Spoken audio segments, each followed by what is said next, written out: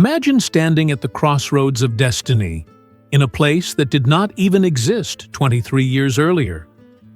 In 1860, where 4 railroad lines converge on red Georgia clay, a city called Atlanta is rising from nothing more than ambition and steam. This is not Charleston with its grand plantations, not Savannah with its cobblestone elegance. This is something new, something raw, something hungry. The population has reached nearly 10,000 souls, and the air smells of coal smoke, fresh-cut pine, and possibility. Merchants shout prices on muddy streets, while locomotives thunder through the heart of town, carrying cotton bales worth fortunes to ports along the Atlantic coast. The railroads did not come to Atlanta. The railroads created Atlanta. In 1837, engineers drove a wooden stake into the ground at a spot they simply called terminus, the end of the line.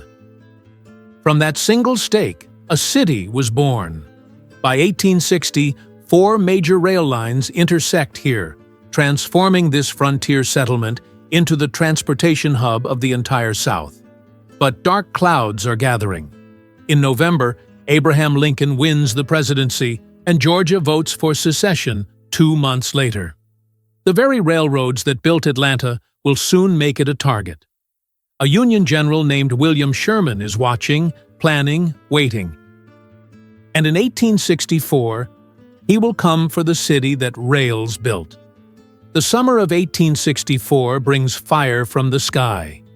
Union cannons pound Atlanta for 37 days straight, shells screaming through the humid Georgia air, exploding against warehouses and homes and churches. Citizens huddle in cellars, listening to the thunder above.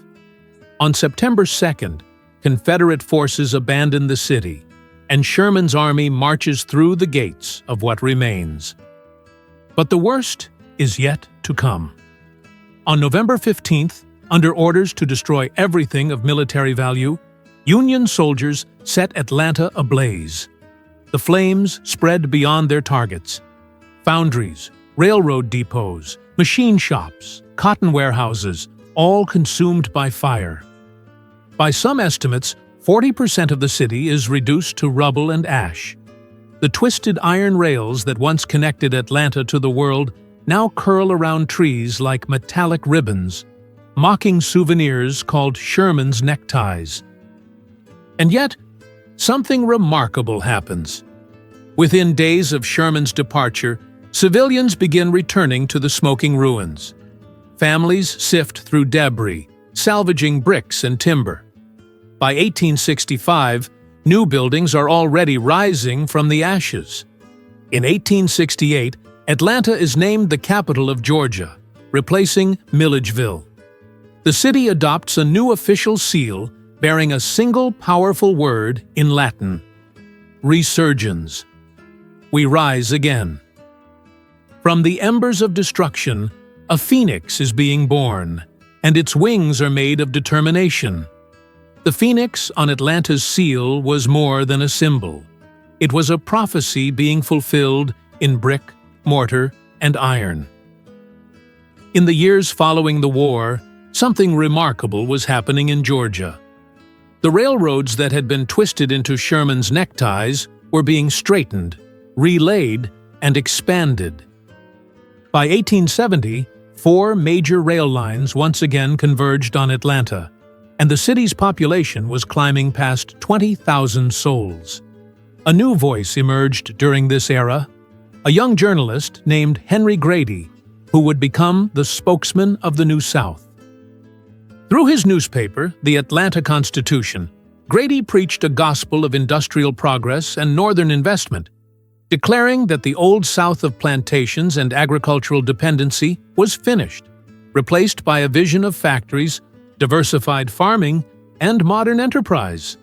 His words traveled far beyond Georgia, convincing skeptical Yankees that their money was welcome in Atlanta. The cotton expositions of 1881 and 1887 attracted millions of investment dollars and showcased a city determined to reinvent itself. In 1887, Grady successfully lobbied for the establishment of the Georgia Institute of Technology, a school devoted to training workers for the industrial age. Meanwhile, on Auburn Avenue, a different kind of renaissance was taking shape. Black entrepreneurs were building what would become known as Sweet Auburn, a thriving corridor of African-American commerce and culture. Morehouse College, Atlanta University, and Spelman Seminary were educating a new generation of black leaders. The city was rising, but fault lines remained beneath the surface. Jim Crow laws were crystallizing, and the promise of the New South was not equally shared. On September 18, 1895, the world came to Atlanta, and Atlanta presented itself to the world. The Cotton States and International Exposition opened in Piedmont Park, drawing nearly 800,000 visitors over 3 months, showcasing Southern progress in agriculture, industry, and technology. But the most lasting moment of that exposition was not a machine or an exhibit, it was a speech. Booker T. Washington, the renowned African-American educator, stood before a predominantly white audience and delivered words that would echo through history. He urged black Southerners to focus on economic self-improvement rather than immediate political equality, declaring that, in all things purely social, we can be as separate as the fingers, yet one as the hand in all things essential to mutual progress. The speech was praised by white leaders and criticized by others who saw it as a surrender of fundamental rights. Atlanta itself was transforming rapidly, with electric streetcars replacing horse-drawn carriages and the population approaching 90,000 by 1900. A pharmacist named John Pemberton had invented Coca-Cola in 1886, and the drink was becoming a national phenomenon. But prosperity could not hide the tensions simmering beneath the surface. In September 1906, those tensions erupted into violence that made international headlines. For 3 days, mobs roamed the streets, targeting black citizens and destroying property in African-American neighborhoods. The events exposed the fragility of racial peace and sent shockwaves through the city's image as a progressive New South capital. Yet Atlanta would press forward, entering the new century with ambitions that refused to be diminished.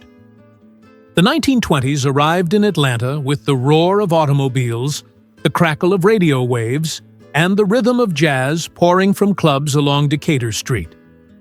By 1922, WSB became the South's first radio station, broadcasting cotton prices, church services, and baseball games into living rooms across Georgia. The city was growing vertically now, with new office buildings rising above Peachtree Street and electric streetcars carrying workers to neighborhoods that barely existed a generation before. But prosperity was fragile, built on foundations of cotton and credit that would soon crumble. The boll weevil had already devastated Georgia's farms, driving 375,000 rural residents to abandon their fields between 1920 and 1925. Then came 1929, and the stock market collapse that sent cotton prices plummeting to just 5 cents per pound. Atlanta's city government teetered toward bankruptcy until the Coca-Cola company helped bail out the deficit.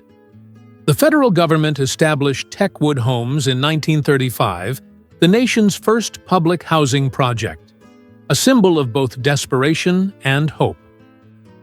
Relief finally arrived with President Franklin Roosevelt's New Deal programs, which put thousands of Atlantans back to work.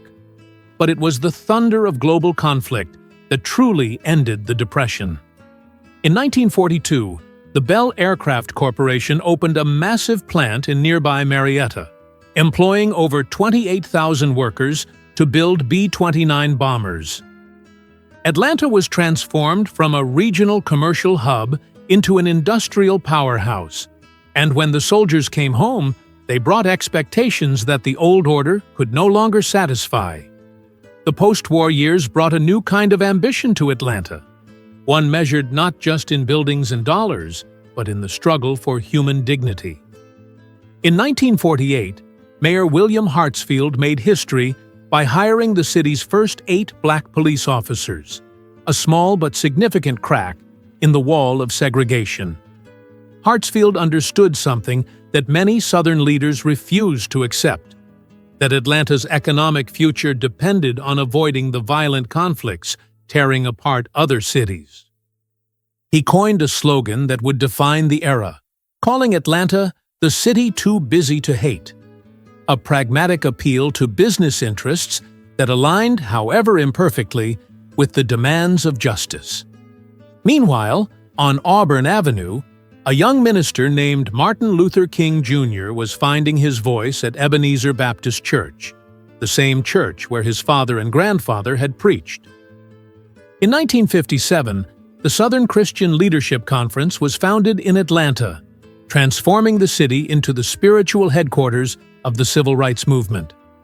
Student sit-ins at Rich's department store in 1960 brought national attention, and when King was arrested alongside 80 students, it took intervention from presidential candidate John Kennedy to secure his release.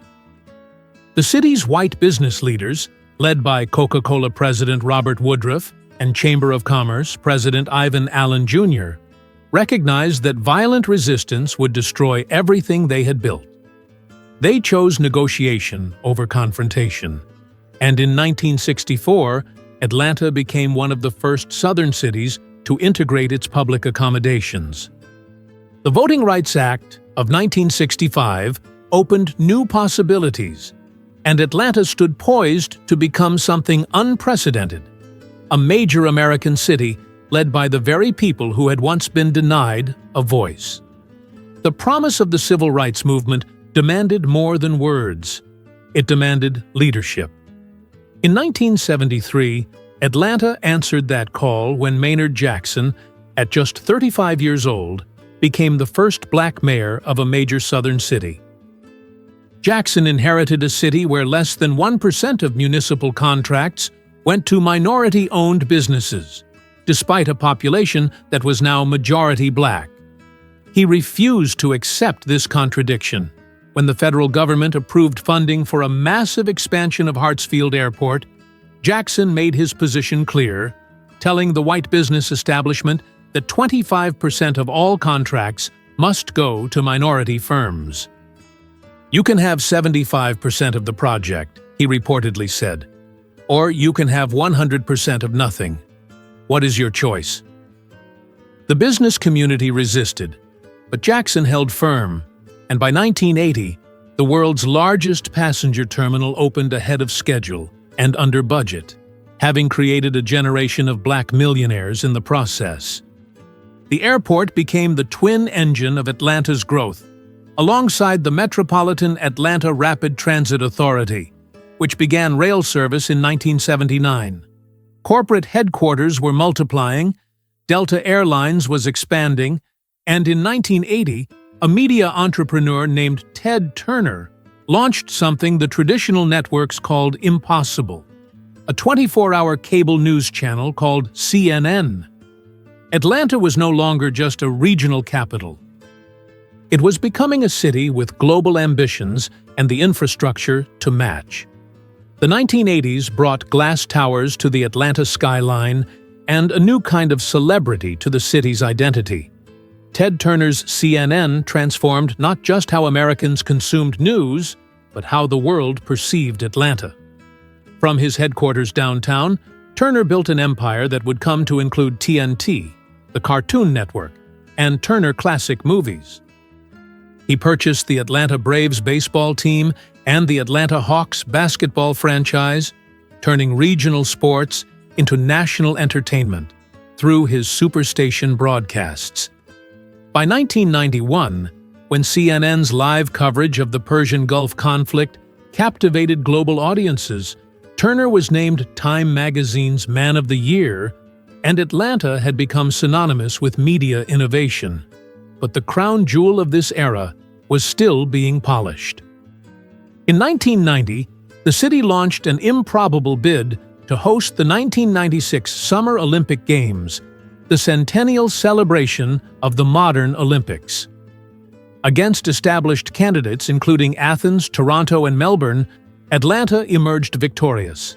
The announcement in September 1990 triggered a frenzy of construction, with Centennial Olympic Park rising as the heart of the celebration. Former Mayor Maynard Jackson returned for a third term, working alongside his successor Andrew Young to prepare the city for its moment on the world stage. The Braves won the World Series in 1995, adding to the sense that Atlanta's time had finally arrived. As the summer of 1996 approached, the entire world was watching to see what this Phoenix city would become. The summer of 1996 placed Atlanta at the center of the world. Nearly 2 million visitors descended upon the city for the Centennial Olympic Games, watching as Muhammad Ali, hands trembling but spirit unbroken, lit the Olympic cauldron in a moment that moved billions of viewers to tears. For 17 days, Atlanta showcased itself to the planet, and despite challenges, the city emerged transformed. The legacy extended far beyond the athletic competitions. Centennial Olympic Park became the heart of a revitalized downtown, eventually surrounded by the Georgia Aquarium, the world of Coca-Cola, the College Football Hall of Fame, and the National Center for Civil and Human Rights. The Olympics proved that Atlanta could compete on any stage, and that confidence attracted 18 Fortune 500 companies to make Georgia their home. Meanwhile, a visionary idea was taking shape. In 1999, a Georgia Tech graduate student named Ryan Gravel proposed transforming 22 miles of abandoned railroad corridors into a network of parks, trails, and transit connecting Atlanta's neighborhoods. The Atlanta Beltline, as it came to be called, began construction in 2008 and has since become one of the largest urban redevelopment projects in American history. At the same time, Georgia's generous film tax incentives were transforming Atlanta into the Hollywood of the South. By 2016, more major feature films were shot in Georgia than in California. The Walking Dead, Stranger Things, and Marvel's Avengers franchise all called Atlanta home, generating billions in economic impact and establishing the city as a global entertainment capital. The years of 2020 and 2021 tested Atlanta as they tested every great city. The global health crisis brought temporary closures, economic uncertainty, and profound challenges. But Atlanta responded with the resilience encoded in its civic DNA, that single Latin word emblazoned on its seal, resurgence. The Beltline became a refuge for socially distanced exercise and connection with nature. Remote work transformed neighborhoods, bringing new investment to areas beyond the traditional downtown core. Technology companies continued their expansion, with Atlanta emerging as one of the nation's top 5 tech hubs, home to over 120,000 technology workers and attracting billions in venture capital.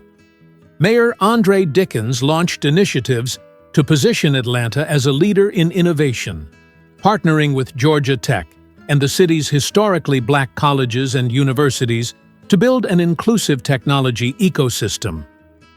Hartsfield-Jackson Atlanta International Airport remains the world's busiest, processing over 90 million passengers annually and connecting Atlanta to virtually every corner of the globe. The Mercedes-Benz Stadium hosts Super Bowls and championship events, while new developments continue reshaping the skyline. As 2026 approaches, Atlanta stands as a testament to transformation. From a railroad terminus in 1837 to a city reduced to ashes in 1864, from the crucible of the civil rights movement to the global stage of the Olympics, Atlanta has proven again and again that destruction is never the final chapter. The phoenix on its seal is not merely a symbol, it is a promise. Resurgence. we rise again, and we always will.